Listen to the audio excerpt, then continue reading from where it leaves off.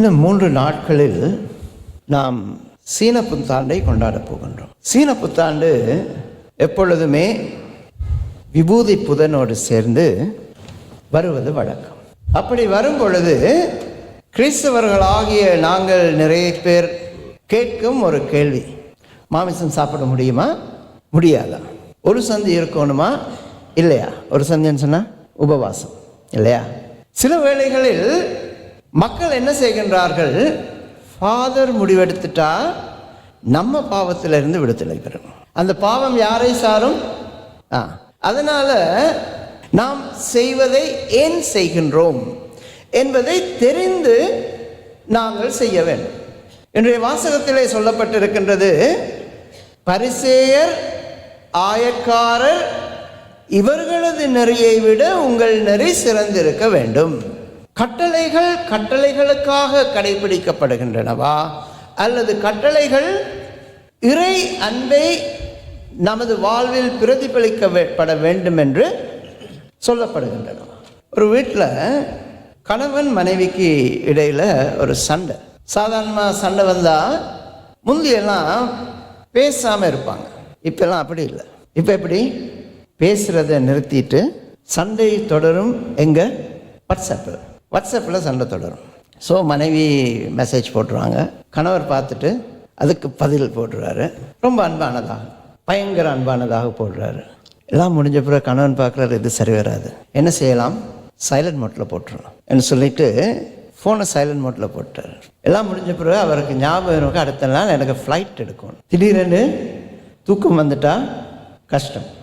கோபமெல்லாம் பார்க்காம மனைவிட்ட சொல்லுவோம். ஆனால் சொல்கிறதுக்கு கூட ஒரு அந்த பெருமை இருக்குல்ல, அதனால் சொல்ல முடியல. ஒரு மெசேஜ் போடுறான், wake me up tomorrow 5 AM, நாளை காலையில் 5 மணிக்கு என்ன எழுப்பி விடுங்க. மனைவி என்ன சொல்கிறாங்க? ஓகே. மெசேஜில் தெரியாதுல்ல அது ஓகே, எந்த மாதிரி ஓகே சொன்னாங்களா இல்லாட்டி ஓகே சொன்னாங்களா தெரியாது, போட்டாங்க ஓகே. ஸோ இவர் கான்ஃபிடெண்ட்டாக தூங்கிட்டார். சைலண்ட் மோட்டில் வேறு போட்டாரா? மனைவி காலையில் 4:30 மணிக்கு ஒரு மெசேஜ், வேக்கப். கடமை முடிஞ்சது. அவர் எழும்பே இல்லைன்னு தெரியுது, ஆனால் கடமை முடிஞ்சது, போட்டாச்சு வேக்கப். சரி, இந்த ஆள் எழும்பி திருப்பி கேட்பாரேன்னு சொல்லிட்டு ரிமைண்டர் 2 வேக்கப். சைலண்ட் மோடில் இருக்கா? தெரியுது அவர் இன்னும் எழும்பே இல்லைன்னு தெரியுது. நம்ம கடமை முடிஞ்சு. அவர் சொன்னார், நான் செய்தேன். 5 மணிக்கு ரிமைண்டர் 3 வேக்கப். ஃப்ளைட் போயிட்டுது. இவர் 7 மணிக்கு எழும்புறாரு. Why you never wake me up? நீங்கள் எழுப்பி விட சொல்லி எப்படி மெசேஜ் போட்டீங்க? வாட்ஸ்அப்பில். அதனால் நானும் எழும்புங்கோ என்று சொல்லி ரொம்ப அன்பாக மெசேஜ் போட்டேன். அவங்க செய்ததில் சட்டப்படி பார்த்தால் எந்த விதமான தவறும் இல்லை, எந்த விதமான தவறும் இல்லை. அன்புப்படி பார்த்தால் செய்தது தவறு. நம்ம எதை நினைத்து ஒரு விடயத்தை செய்கின்றோமோ அந்த எண்ட், அந்த இறுதி முடிவு நமக்கு கிடைக்காத பட்சத்தில் நாம் எது செய்தாலும் அதில் ஆசீர்வாதம் கிடைக்கப் போவது இல்லை. நாம் செய்வதை இறைவன் எதை நோக்கி நம்மிடம் அதை கேட்கின்றாரோ அதற்காக செய்ய நாங்கள் அழைக்கப்படுகின்றோம். இன்றைய வாசகத்தில் ஒரு வசனம் இருக்கின்றது, திருச்சட்டத்தையோ இறைவாக்கையோ நான் அழிக்க வந்தேன் என நீங்கள் எண்ண வேண்டாம், அவற்றை அழிப்பதற்கல்ல நிறைவேற்றவே நான் வந்தேன். இந்த நிறைவேற்றுதல் என்று சொன்னால் என்னது? தமிழ் படித்தவங்க எல்லாருக்கும் தெரியல. தமிழ் டீச்சர்ஸ் யாராவது இருக்கிறீங்களா? நிறைவேற்றவே வந்தேன். என்னது நிறைவேற்றுதல் என்று சொன்னால் முடிக்கிறது. I want to finish, complete, முடிக்கிறது. அது ஒன்று. ஒரு விதத்தில் பார்க்கிறேன்னு சொன்னால் ஒரு விஷயத்தை முடிக்கிறது, நிறைவு செய்வது, நிறைவேற்றுவது. இன்னொரு விதத்தில் பார்க்க போனால் அது ஒரு விடயத்தை நாங்கள் நிறைவாக செய்வது, மேக் இட் கம்ப்ளீட், முடிக்கிறது, நிறைவாக நாங்கள் செய்வது. இப்போ சீடர்கள் காலத்தில் இயேசு செய்த சில விடயங்கள் பரிசேயர்களுக்கு, ஆயர்காரர்களுக்கு, சீடர்களுக்கு, இயேசுவின் பின் செல்பவர்களுக்கு ஒரு சங்கடமாக அல்லது ஒரு ஐமிச்சமாக இருந்த விடயங்கள் இருந்தது கொஞ்சம். ஒன்று, ஓய்வு நாளில் சூம்பிய கை உள்ளவரை இயேசு குணப்படுத்துகின்றார். ஓய்வு நாளில் சூம்பிய கையுள்ளவரை இயேசு குணப்படுத்துகின்றார். பரிசேயரும் ஆயக்காரரும் சொல்கின்றார்கள், ஓய்வு நாள் இறைவனுக்காக ஒதுக்கப்பட்ட நாள், வேறொரு நாள் வந்து அதை செய்யலாமே. வாஸ்தவமான கேள்வி இல்லையா? Come on Sunday and to it. Sunday தானே ஓய்வு நாள்னு கேட்கக்கூடாது. யூதர்களுக்கு சனிக்கிழமை தான் ஓய்வு நாள். அடுத்த நாள் வந்து செய்யலாமே. அதே நேரத்தில் சீடர்கள் ஓய்வு நாளில் வயல்வெளியில் போகும் பொழுது தானியங்களை பறித்து உண்கிறார்கள். இதில் எனக்கு ரொம்ப சங்கடம் இருக்குது. அவர் சீடர்களை திருத்தி இருக்கலாமே, ஏன் திருத்தாம சீடர்கள் செய்த தவறை சரி என்றது போல் இயேசு காட்டுகின்றார். இயேசுவின் நோக்கம் சீடர்கள் தவறா இல்லையா என்பதை விட ஓய்வு நாளை சரியாக மக்கள் புரிந்து கொள்ள வேண்டும் என்பது. ஓய்வு நாள் நாம் கடந்து செல்வதற்காக ஏற்படுத்தப்பட்ட விடயம் அல்ல. டு ஃபினிஷ், அந்த 24 ஹவர்ஸில் அதை முடிச்சுட்டு நம்ம அடுத்த நாள் போயிட்டு சந்தோஷமாக இருக்கலாம், அது இல்லை ஓய்வு நாள். ஓய்வு நாள் என்பது நிறைவடைந்ததன் சந்தோஷத்தை கொண்டாடும் நாள்.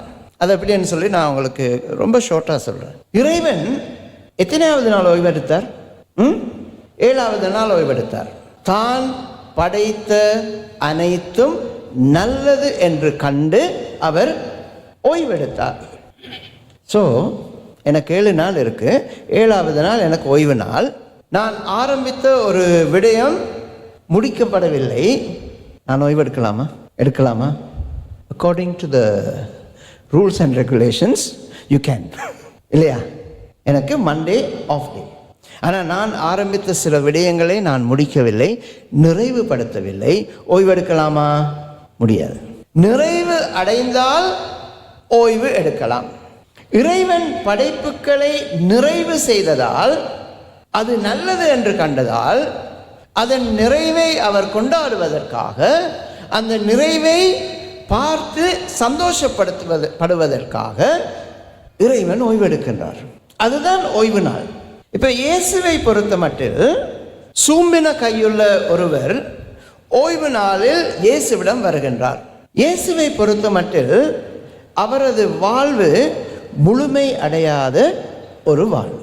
ஒருவரது வாழ்வு முழுமை அற்றதாக இருக்கும் பொழுது படைப்பிற்கெல்லாம் ஆண்டவர் அந்த ஓய்வு நாளில் ஓய்வெடுக்க முடியுமா? இயேசு படைப்பிற்கெல்லாம் ஆண்டவர் தனது பணி நிறைவு அற்ற நிலையில் ஓய்வு எடுக்க முடியாது. ஆகவே இயேசு என்ன செய்கின்றார்?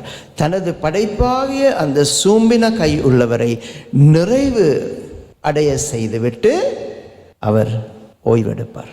ஓய்வு நாள் நிறைவின் கொண்டாட்டம், ஓய்வு நாள் நிறைவின் மகிழ்ச்சி, ஓய்வு நாள் நிறைவை இறைவன் பார்த்து அதில் புலங்காகிதம் அடைவதன் ஒரு எக்ஸ்பிரஷன், ஒரு பிரதிபலிப்பு தான் ஓய்வு நாள். ஆகவே நாங்கள் ஓய்வு நாளை கொண்டாட வேண்டுமாக இருந்தால் நமது கடமைகளை நாங்கள் நிறைவேற்றி இருக்க வேண்டும். சின்ன பசங்கள்லாம் வந்து எக்ஸாம் இருக்கும் பொழுது அம்மா அப்பாட்ட கேட்பாங்க, போய் விளையாடுவா. இப்பெல்லாம் கேட்குறானுங்களோ தெரியாது, கேட்குற அளவுக்கு அம்மா அப்பாவும் இல்லை, அவன்களுக்கும் அந்த மனநிலையில் இல்லை. ஒரு காலத்தில் கேட்டிருப்பாங்க, போய் விளையாடவா. பெற்றோர் என்ன சொல்லுவாங்க? படித்து முடிச்சுட்டு போய் விளையாடலாம், இல்லையா? நிறைவு அடைந்தால் நாங்கள் ஓய்வு எடுக்கலாம். நமது வாழ்வு பாவ சுமையிலிருந்து விடுதலை பெற்று முற்றாக நிறைவடைந்திருக்கின்றதா?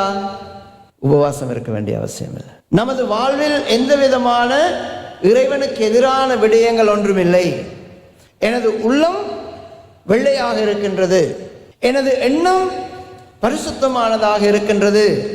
உபவாசம் இருக்கணுமா? இருக்க வேண்டிய அவசியம் இல்லை. இயேசு சொல்வார், சீடர்கள் ஏன் உபவாசம் இருக்கவில்லை? மணமகன் அவர்களோடு இருக்கும் மட்டும் அவர்கள் உபவாசம் இருக்க வேண்டிய அவசியம் இல்லை. கிறிஸ்து நிறைவாக எனது வாழ்வில் இருந்தால், எனது உள்ளத்தை கிறிஸ்தவம் மட்டும், கிறிஸ்துவின் அன்பு மட்டும், கிறிஸ்துவின் வல்லமை மட்டும் முற்றும் முழுதாக எனது வாழ்வை நிறைத்திருந்தால், விபூதி புதன் மட்டுமல்ல, பெரிய வெள்ளி கூட நம்ம உபவாசம் இருக்க அவசியம் இல்லை. உபவாசம் நமக்கு என்ன செய்கின்றது? மாமிசத்தை தவிர்ப்பதை நமக்கு என்ன செய்கின்றது? இறை ஆசீர் எனக்கு தேவை, இறை ஆசீருடன் நான் தவக்காலத்தை ஆரம்பிக்க வேண்டும், இறை ஆசீரில் நான் முழுமை பெற வேண்டும் என்று நான் நினைத்தால் பரிசேயர்கள், சதிசேயர்கள் இவர்களது நெறியை விட நமது நெறி பெரிதாக இருக்க வேண்டும். இனிமே யாராவது வந்து நம்மகிட்ட கேட்பீங்க, விபூதி புதன் நம்ம உபவாசம் இருக்க வேண்டுமா இல்லையா? விபூதி புதனில் இறை வல்லமையை நாங்கள் முழுமையாக அனுபவிக்கும் ஒரு சந்தர்ப்பத்தை நாங்கள் இறைவனிடம் கேட்போம். சாப்பாட்டுக்கும் அதுக்கும் சம்பந்தம் இல்லை, மாமிசத்துக்கும் அதுக்கும் சம்பந்தம் இல்லை. ஆனால் சில விடயங்களை நாங்கள் ஒருத்துதலின் மூலமாக, விட்டு கொடுப்பதன் மூலமாக இறை வல்லமையை நாங்கள் பெற்றுக்கொள்ள திருச்சபை காலாகாலமாக நமக்கு ஒரு மார்க்கத்தை, வழியை கொடுத்திருக்கின்றது. ஆனால் அதே திருச்சபை நமக்கு சொல்கின்றது, நன்மை தீமை, நல்லது கெட்டது இரண்டும் உங்களுக்கு உங்கள் முன்னிலையில் கொடுக்கப்பட்டிருக்கின்றது. நீங்கள் உங்களுக்கு எது பிடிக்கிறதோ அதை தேர்ந்து கொள்ளுங்கள். நாம் தேர்ந்து கொள்வதில் நாம் நிறைவை அடைய வேண்டும். இறைவனது அன்பில் நானும் நீங்களும் நிறைவு பெற வேண்டும். அந்த நிறைவை நாங்கள் வேண்டி இந்த திருப்பலி வேளையிலே மன்றாடுவோம். இறை வல்லமையையும் இறை வழிநடத்துதலையும் இந்த தவக்காலத்தில் நாங்கள் வேண்டி மன்றாடுவோம். தந்தை, மகன், தூய ஆவியாரின் பெயராலே.